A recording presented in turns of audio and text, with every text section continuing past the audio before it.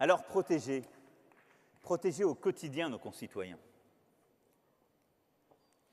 c'est aussi la sécurité. Et c'est cela dont notre pays a besoin. Oh, pas de projet de sécurité qui consiste à raviver les peurs ou les divisions. Un projet de sécurité exigeant qui consiste à regarder en face nos défis, qui sont multiples, différents, à les saisir et à y répondre avec pragmatisme et exigence. Ce que je veux en matière de sécurité, c'est d'abord de répondre à la menace terroriste. Notre pays a été frappé dans sa chair par les terroristes à plusieurs reprises. Dès 2012, ne l'oublions pas, en 2015, en 2016, à plusieurs endroits dans notre chair. La bataille, elle se fait bien sûr à l'étranger. J'étais il y a quelques semaines dans une base française aux côtés de nos soldats qui, avec courage, dignité, se battent sur les premiers fronts pour justement défendre la France, nos valeurs, nos enfants. Et je veux ici les saluer.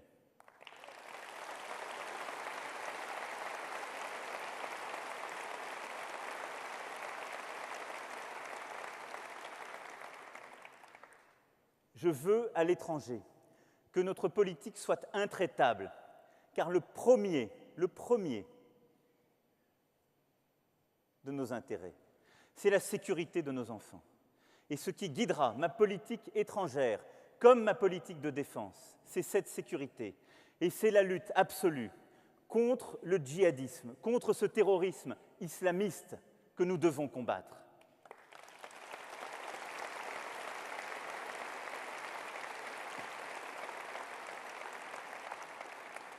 Mais les mots ici ont un sens.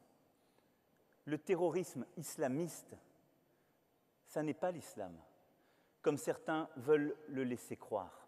Cela n'est pas la même chose.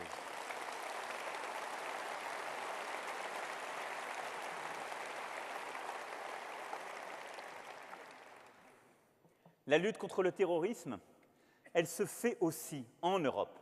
Et ne l'oubliez jamais. L'Europe, c'est aussi le lieu de notre souveraineté.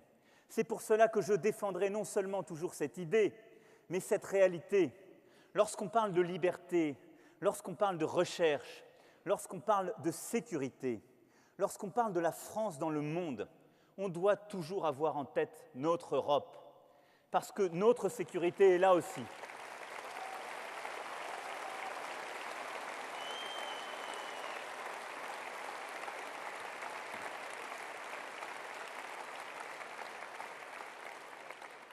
Cela veut dire qu'en Europe, nous devons renforcer les moyens de Frontex, nous devons renforcer notre exigence dans et par Schengen, donner plus de moyens à une police aux frontières qui permettra une sécurité vraie, avoir un renforcement de notre renseignement entre les différents pays européens.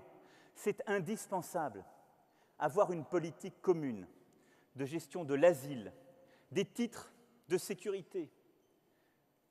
La solution, mes amis, elle n'est pas dans moins d'Europe. La solution, elle n'est pas chez celles ou ceux qui vous promettent aujourd'hui de refermer les frontières au niveau national. Ça n'est pas vrai. Parce qu'alors, on empêchera simplement des Européens de faire l'Europe. On réduira nos libertés, mais on ne trouvera pas davantage de djihadistes. La solution, elle est dans la coopération européenne. Elle est dans plus de moyens dans une politique européenne de sécurité. Elle est dans plus d'exigences et de partenariats.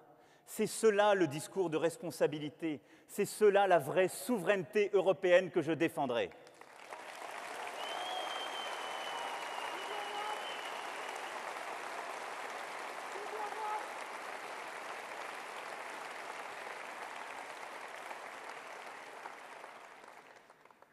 Je renforcerai aussi nos moyens pour lutter contre le terrorisme en France. Ce sont les 10 000 embauches supplémentaires que j'ai décidées et que je ferai pour la police et pour la gendarmerie.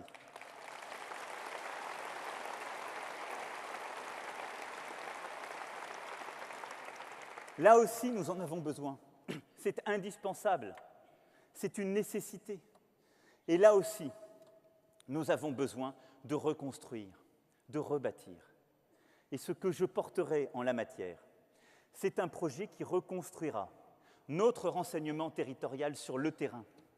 Si nous voulons traquer les terroristes, nous avons besoin de forces de renseignement sur le terrain qui les détectent. Or, qui l'a détruit? Qui a détricoté notre renseignement? Nicolas Sarkozy, président, et François Fillon, Premier ministre. C'est la réalité.